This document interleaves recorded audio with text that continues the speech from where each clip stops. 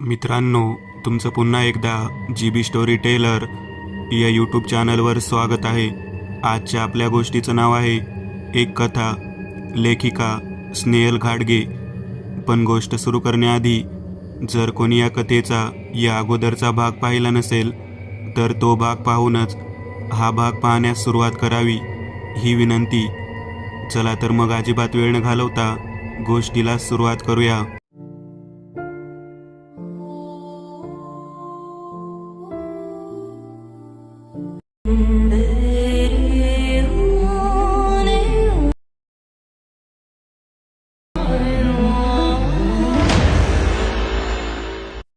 प्रियाला दिसू लागलं की पांढरी शुभ्र साडी नेसलेली एक बाई हाती कुदळ घेऊन नारळीच्या झाडाखालची जमीन खोदण्याचा प्रयत्न करते.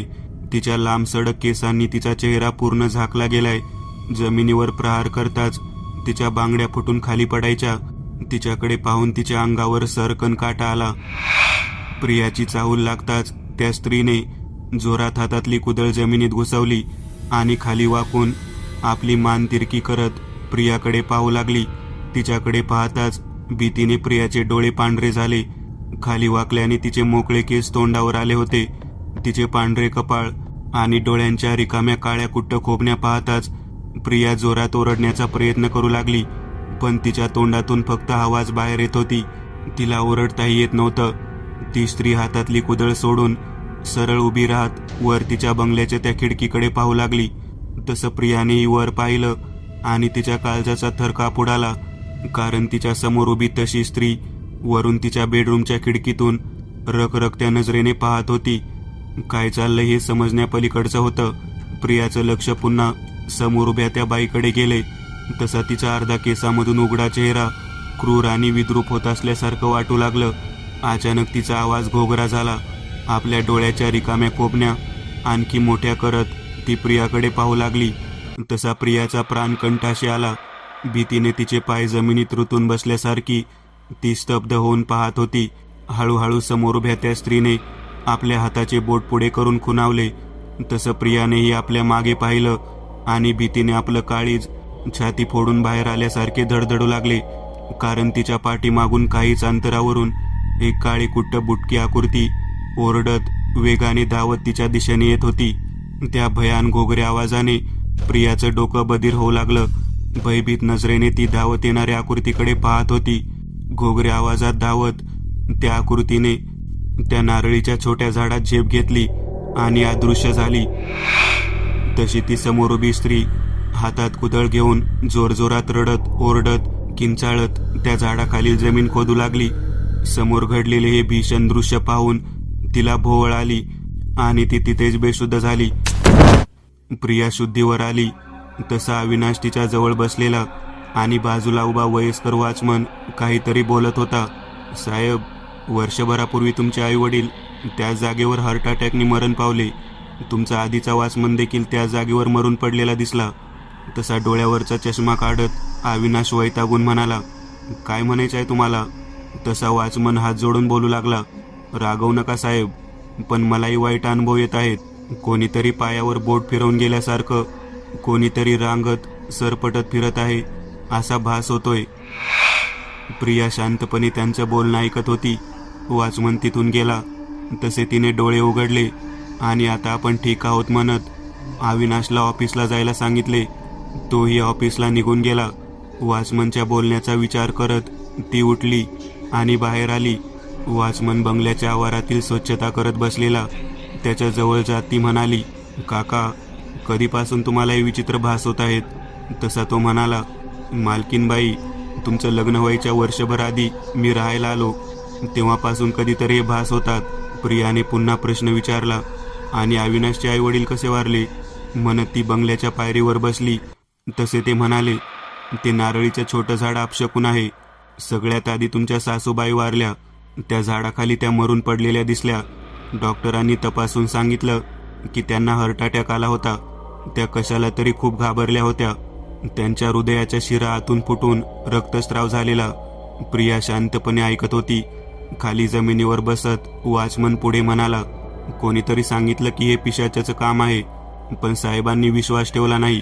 आणि त्याच्या आधीचा वॉचमनही अगदी तसाच मेला.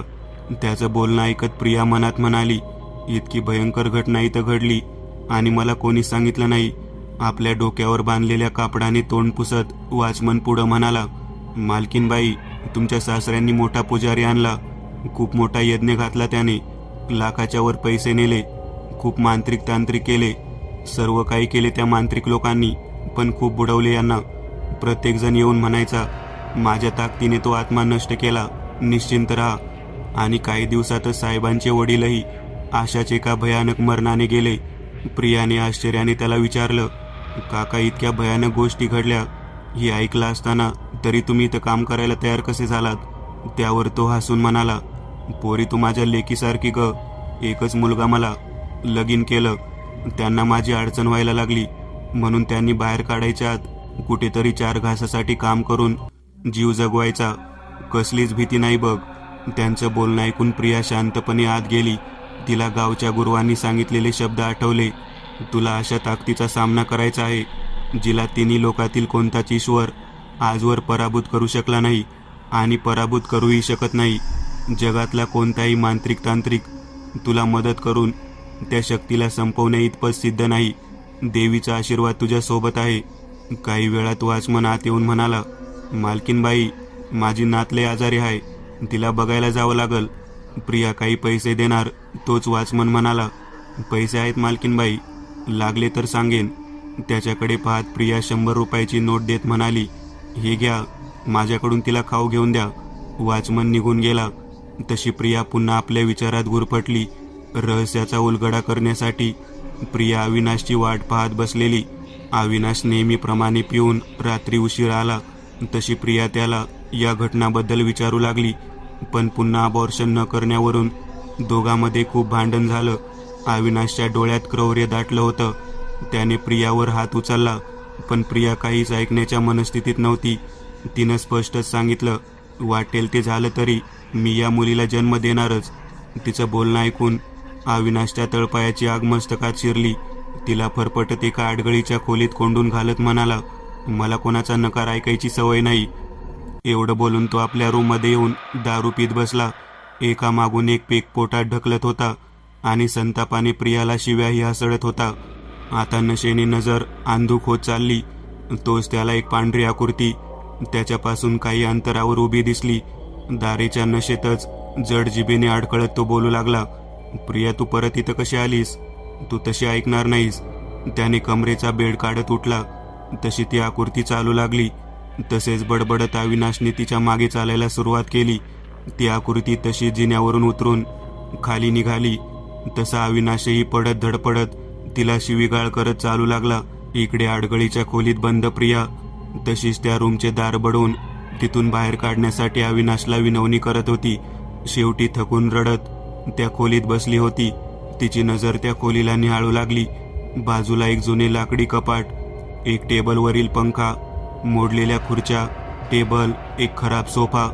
तिनं थोडं निरखून पाहिलं तर त्या सोफ्याखाली एक छोटी बाहुली पडलेली दिसली. त्या बाहुलीवर लालसर डाग दिसले. तिनं पाहिलं तर ते कोणाचं तरी सुकलेलं रक्त होतं.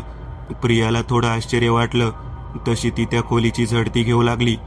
तोच त्या लाकडी कपाटाखाली तिला एक वही पडली असल्यासारखी वाटली. तिचा हात खाली जात नव्हता. तसा तिनं लाकडी खुर्चीचा पाय तुटलेला भाग उपसून काढला आणि ती वही बाहेर काढली. ती कोणाची तरी डायरी होती.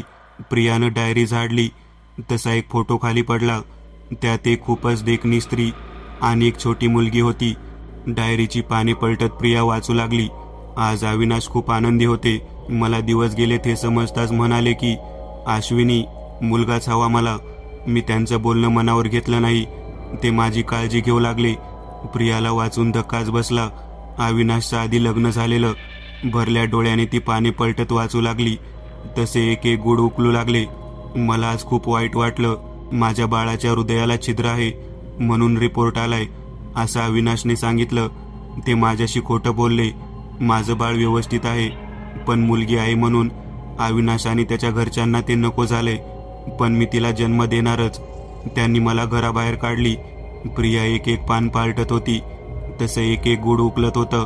माझं पहिलं बाळांपण माहेरी झाले, पण माझ्या माहेरचे सर्वच खूप उदास होते. मुलगी झाली म्हणून नाही, तर मला सासरच्यांनी घरातून बाहेर काढली म्हणून, इस्टेटीत वाटणी द्यावी लागेल म्हणून सासरच्यांनी मला आणि माझ्या लेकीला पुन्हा घरात घेतली. पण कोणी माझ्याशी बोलत नाही. सासरच्यांनी तिचं नाव नकुशा ठेवलंय, कारण ती यांना नकोशी झाली आहे. घरातील नोकरांना काढून टाकले. मला सर्व कामे करावी लागतात. आज माझी मुलगी भुकेने व्याकुळ होऊन रडत होती, पण त्यांनी मला तिला दूधही पाजू दिलं नाही. आज नकुशाचा पहिला वाढदिवस, पण साजरा करणं खूप लांबची गोष्ट. तिला तिच्या बाबाने किंवा आजी आजोबाने साधं विषही केलं नाही. प्रिया तशीच पानं पलटत राहिली. आज माझ्या मुलीच्या तोंडून पहिला शब्द बाहेर पडला, आणि तोही बाबा. माझी मुलगी 3 वर्षाची झाली आणि मला पुन्हा दिवस गेले. आज अविनाशनं दुपारी नकुशाला खूप मारलं. ते घरी बेडवर आराम करत होते आणि नकुशानं गमतीनं पायाच्या तळव्यावर बोट फिरवून पळून गेली. त्यांना खूप राग आला.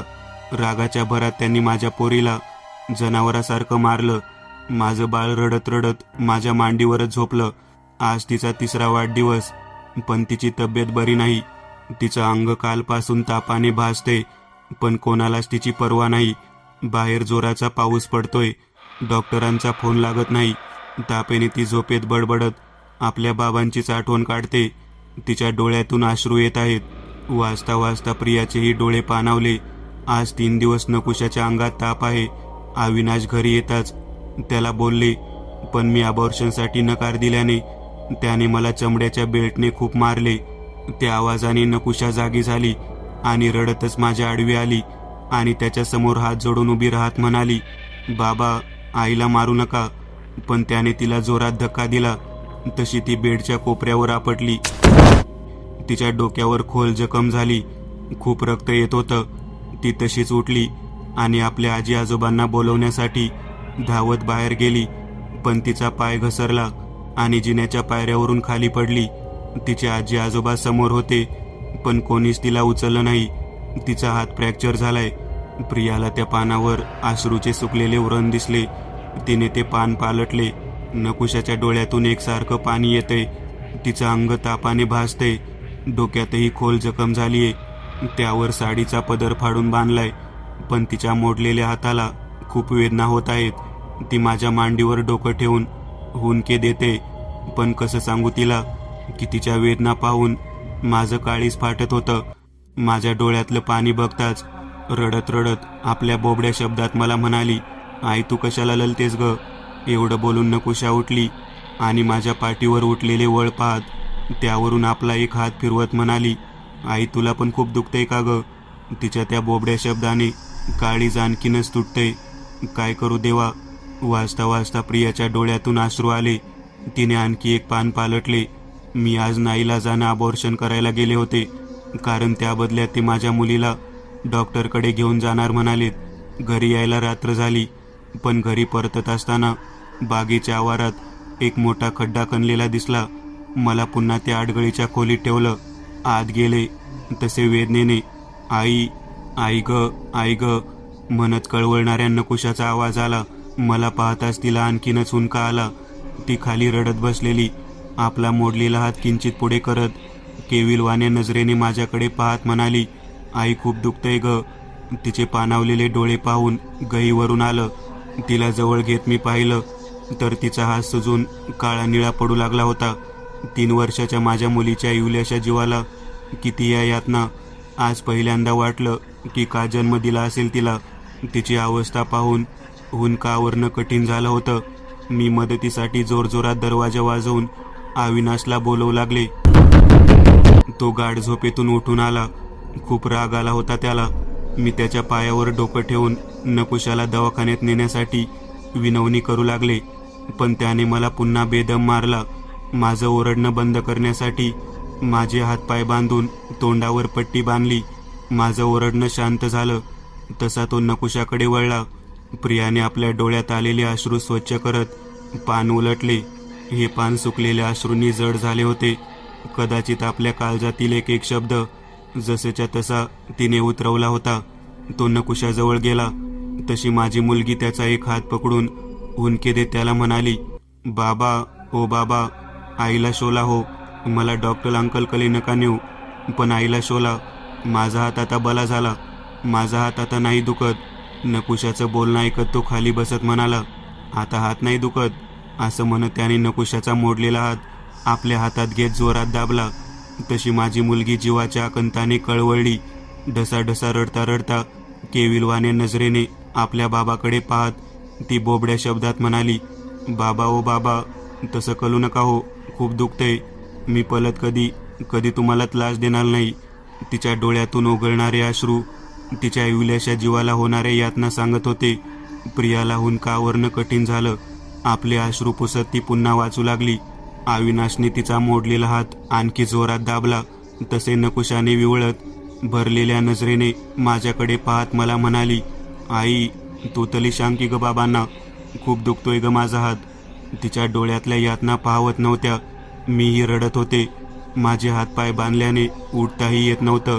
माझं डोकं मी जमिनीवर आपटत त्याच्याकडे नकुशाच्या जीवाची भीक मागत होते. पण कुणाच्याच काळजाला पाजर फुटत नव्हता.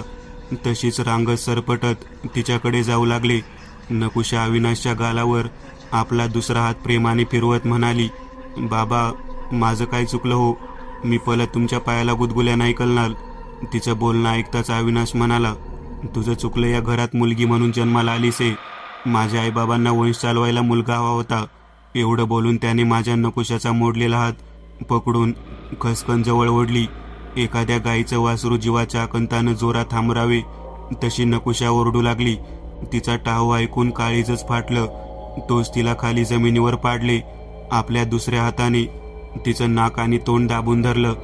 ती टाचा घासत होती, तडफडत होती. तिच्या शरीराला होणारे यातना पाहून मीही तडफडत होते. माझी लेक गुदमरून टाचा घासत होती. तसं माझ्या काळीजाच्या चिंधड्या होऊ लागल्या. पण त्याला दया आली नाही. मी सरपटत येऊ लागले. पण तोवर तिची धडपड शांत झाली. इवलासा जीव तिच्या देहातून निघून गेला होता. मी तशीच नकुशाच्या निष्प्राण देहाकडे भरल्या डोळ्यांनी पाहत होते. अविनाश निघून गेला, पण माझ्या लेकीच्या देहापुढं आपलं डोकं आपटत होते. तशीच सरपटत पुढे आले आणि तिच्या छातीवर डोके ठेवून रडू लागले. तिला आता वेदना होत नव्हत्या. तिचे डोळे उघडेच होते. असं वाटत होतं की झटकन उठून धावत माझ्या कुशीत शिरेल. पण ती आता कधीच उठणार नव्हती. खाली जमिनीवर पडलेलं तिचं प्रेत पाहताना तिचा एक एक शब्द आठवत होता, आई, आपल्या घरात कोणीच का माझ्याशी बोलत नाही. एक दिवस मी पण कोणाशीच बोलणार नाही. ती आता कोणाशीच बोलणार नाही. अगदी तिच्यावर जीवापाड प्रेम करणाऱ्या आईशी पण. माझे हात कसे बसे सोडवून मी ही डायरी लिहिते. तिचं प्रेत माझ्या मांडीवरच आहे. माझ्या मुलीचा खून त्यांनी माझ्या समोर केलाय. त्यामुळे ते मला जिवंत सोडणार नाहीत. पण ही डायरी त्याला फासावर चढवेल. यानंतरची सर्व पाने रिकामी होती. अविनाशचं हे भयंकर रूप प्रियंका समोर आलं. तशी ती खूप चिडली. अचानक त्या डायरीच्या रिकाम्या पानावर काही शब्द उमटू लागले. प्रिया निरखून पाहत वाचू लागली. माझाही गळा बेल्टने आवळून अविनाशने मला ठार केलं. घरच्या वॉचमनाने अविनाशने आम्हा दोघीचं प्रेत बागेतील त्या खड्ड्यात पुरून त्यावर नारळीचं झाड लावलं. आमची शरीर संपली, पण आत्मी या घरात तसेच फिरत आहेत. माझी नकुशा आता तुझ्या पोटी जन्म घेते. मी माझ्या लेकीसाठी खूप तळमळले. आता ती जन्म घेईल आणि माझा आत्मा मुक्त होईल. पण मी नेहमी तिच्या सोबत असेन, तिला प्रत्येक संकटातून वाचवायला. उमटलेले ते शब्द पुन्हा नाहीसे झाले. वाचता वाचता पहाटे तिला डोळा लागला. कसल्याशा आवाजाने प्रियाला जाग आली. सकाळ झाली होती. बाहेर पोलीस आले होते. त्यांनी प्रियाला बाहेर आणून बसवत म्हणाले, माफ करा मॅडम, पण काही प्रश्न विचारावे लागतील. तुम्ही त्यांना ओळखू शकाल? ते काय बोलत आहे तिला काही समजत नव्हतं. तोच एक लेडी कॉन्स्टेबल म्हणाली, मॅडम, त्यांचे चेहरे झाकले होते का? प्रिया प्रत्येकाकडे आश्चर्याच्या मुद्रेने पाहत होती. काय बोलावं तिला सुचत नव्हतं. तोच ती लेडी कॉन्स्टेबल सब इन्स्पेक्टरना म्हणाली, सर, ते शॉक झाले आहेत. ही केस खूपच कॉम्प्लिकेटेड आहे. मागील 1.5 वर्षापूर्वी याच बंगल्यातील बाई आणि तिची मुलगी अचानक बेपत्ता झाली होती. ती वेडी होती अशी कंप्लेंट तिच्या सासऱ्याने दिली होती. त्यानंतर वर्षभरात याच बंगल्यात 3 खून झालेत आणि हा चौथा.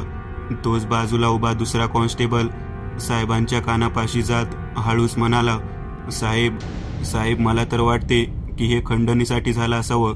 त्याचं बोलणं ऐकून इन्स्पेक्टर साहेब हळूच त्या कॉन्स्टेबलच्या कानात म्हणाले, जी गोष्ट आपल्या जवळ नाही त्यावर ताण कशाला देता? त्यावर तो कॉन्स्टेबल म्हणाला, अगदी बरोबर बोलताय सर, पण तुम्ही कशाबद्दल बोलताय? त्यावर त्याच्या थोडं जवळ जात इन्स्पेक्टर म्हणाले, मी तुमच्या बुद्धीबाबत बोलतोय.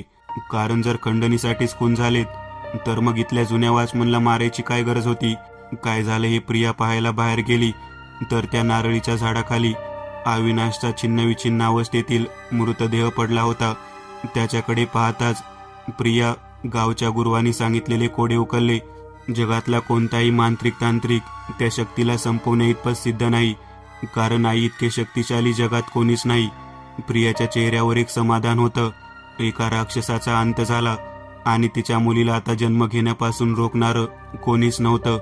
तिचा जन्म विधिलिखित होता, जो कुण्या राक्षसाच्या मर्जीनं थांबणार नव्हता. मी एक नवीन चॅनल ओपन करत आहे, त्यावर तुम्हाला ॲनिमेटेड हॉरर स्टोरीज पाहायला मिळतील. त्या चॅनलची लिंक या व्हिडिओच्या डिस्क्रिप्शनमध्ये दिलेली आहे. चॅनलला सबस्क्राईब करायला विसरू नका. मित्रांनो, आज पुरतं एवढंच. तुम्हाला जर काही गोष्ट आवडली असेल तर नक्की लाईक करा. तुमच्यापैकी बरेचसे जण व्हिडिओ लाईक न करताच पळून जातात, पण हा जर व्हिडिओ तुम्ही लाईक केला तर मला जरा बरं वाटेल आणि असेच भारी भारी व्हिडिओ बनवायची माझ्यात एनर्जी येईल. त्यामुळे नक्की लाईक करा आणि अजूनही कोणी या चॅनलला सबस्क्राईब केलेलं नसाल तर लगेच सबस्क्राईब करून टाका आणि बाजूची घंटी ती मात्र दाबायला विसरू नका. देवाची घंटी आहे ती. चला तर मग पुन्हा भेटूया अशीच एक आगळी वेगळी गोष्ट घेऊन पुढच्या भागात.